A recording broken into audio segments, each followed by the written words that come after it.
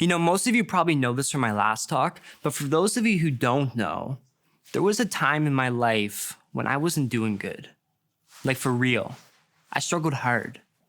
To the point that I look back at my old life sometimes and I question how I didn't end up as a full-time drug addict or in jail. But then I realized it's people like Roger Reed who are the reason that I am where I am today. Roger is a guy who sees nothing but love for everyone he encounters. He invests full time into students, teaching them wisdom and compassion and mercy and faithfulness. And I have the great privilege to say that I was and still am one of those students. And I can say wholeheartedly that he truly is the difference between where I am today and where I could have been. The point that I'm trying to make here is that Roger was the active agent that helped grow my faith. And what we can then simplify out of this is that it was a person who helped grow my faith, which therefore arrives us at the conclusion that people can grow your faith. The Bible verse I'm going to base this message out of comes from Proverbs 27:17, and I'm going to be reading out of the NIV. And so if you want to open up your Bibles, we'll read that together. Short and sweet. For it says, as iron sharpens iron, so one person sharpens another. Oftentimes when this verse gets read, I feel like people read it with the framework of one person sharpening a different person. As if there are two different people and one person does the sharpening and the other gets sharpened and that's it. But it says as iron sharpens iron, not iron to copper or iron to stone, but iron to iron. And this means that the person doing the sharpening and the person being sharpened can interchange roles because they are the same. And that means that there are two roles to play, which means that there are two ways that people grow each other's faith. The first way, as I call it, is when you receive from other people or when people sharpen you. This looks like those mentors in your life who consistently pour into you, or your parents who teach you as you grow up, or your school teachers as they give you an education, a friend who prompts you to always do what's right, a grandparent who passes down their wisdom, or a small group leader who spends their time off with you. The idea is that it's a person giving to you with no expectation of return. The purpose of these relationships is to equip you to become a better person, because if you are surrounded by these people, then naturally you will become like them. Proverbs 13 teaches us that if we walk with the wise, you become wise. And this becomes true for all other virtues, both good and bad. And so I'm not super friendly. So I got people like Jenna who encourage me to be nicer. And I'm a little judgmental. And so Bex teaches me to embrace everyone. And sometimes I get so caught up in information and education that people like Dan remind me that it really is just all about Jesus. And by no means do I ever sit down and intentionally talk about those things with these people, but it's just the fact that I'm around them that I learn from them naturally. And so my question is, what do you suck at? If you're selfish, who in your circle teaches you to put others first? If you're mean, who teaches you to be nice? If you're prideful, who is the humble person in your life? If you're a pessimist, who's optimistic? If you're arrogant, self-centered, a liar, greedy, lustful, who are the people in your life that are helping you out with these things? Because if you don't have any, then you need to find some. The second way that people can grow your faith is when you sacrifice or when you sharpen other people. This looks like capitalizing on those opportunities that you have to do good in another person's life. It looks like practicing love, joy, peace, patience, kindness, goodness, faithfulness, gentleness, and self-control towards others. It's loving your neighbor as yourself. And let me tell you something. You have got to be there for people when they need you. And no, I do not mean that you have to burn yourself out and never look after yourself. That's not what I'm saying. But you have to be there for someone other than yourself, the same way as the people who pour into you are. So on my dad's side of the family, I have my aunt, his sister, and their family is like a treasure to my heart, like truly. And they have a son, my younger cousin, who is basically my brother. And so one summer I'm living with them as I got a job in the city, and my mom didn't live in the city. And so I lived with them and I landscaped, which meant early mornings, long days, and early nights. And so my sleep was very important to me.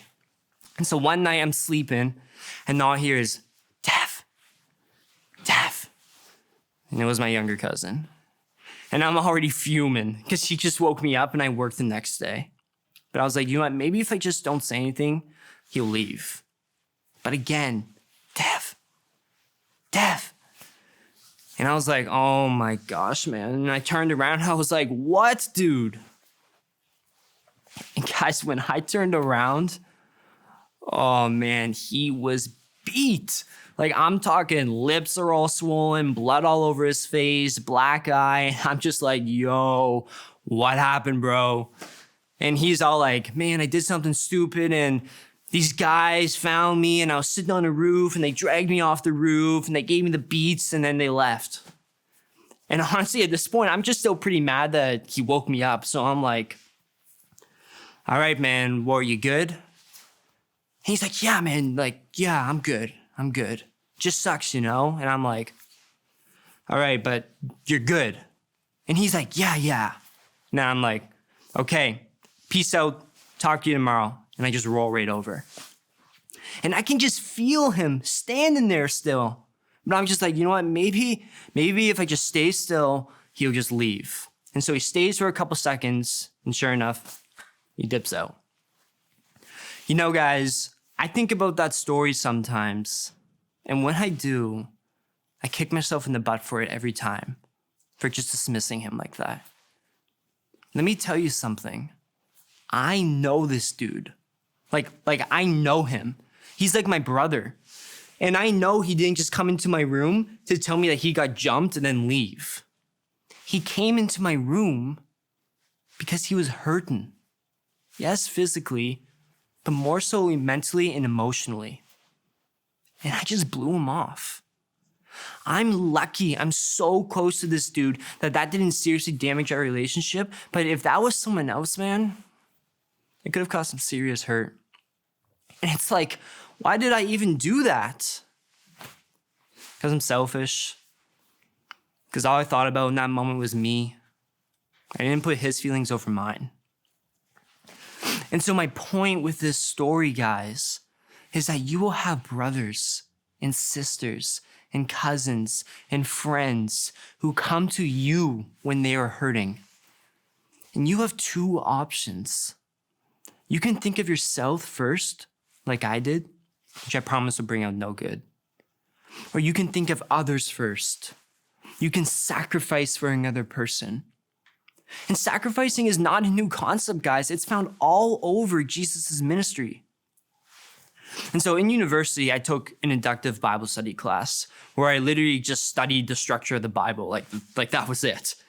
And one of the key poetic structures found in the Bible is called an inclusio.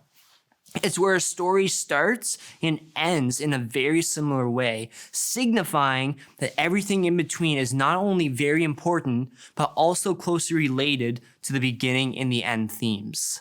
From the beginning of Jesus' ministry, the fishermen are called to leave everything behind, to sacrifice it all, to follow him. And then at the end of Jesus' life, he finishes his ministry with the ultimate sacrifice by dying on the cross for us. And so Jesus says to be his disciple, they need to sacrifice it all and follow him. That's what it means to be his disciple. And to be a disciple of Jesus means to become as much of the character of Jesus as you possibly can. And to become like the character of Jesus is to grow your faith. And so we learn that to give back to others, To practice sacrificial love directed towards other people is to be Christ-like, and to practice what it means to be Christ-like is growing in your faith. And so with this being said, how do you sacrifice for other people? Do you give people your time when they need it? Do you love and support them when they are hurting? What pieces of yourself do you offer up to others in order to help them out?